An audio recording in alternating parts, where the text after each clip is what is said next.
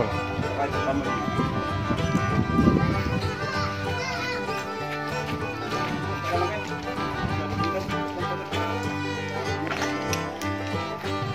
Saya akan membuat inovasi baru, yaitu Sirip Pinang Kamtimas, yang mana saya akan berkunjung ke seluruh dusun-dusun adat masyarakat Kecamatan Wasama untuk duduk cerita, mendengarkan segala hal tentang Kamtimas.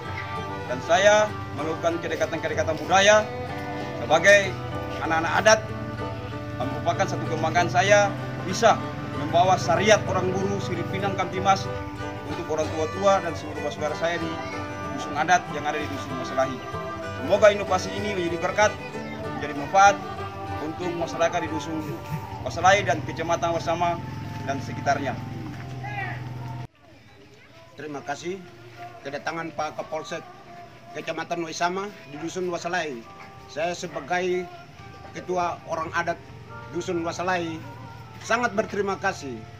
Hari ini dan detik ini kami masyarakat dusun Wasalahi rasa bangga, kemitraan masyarakat bagi kami masyarakat dusun adat, kami sangat bangga dan berterima kasih. Itu yang saya sampaikan dan terima kasih. Terima kasih sudah nonton.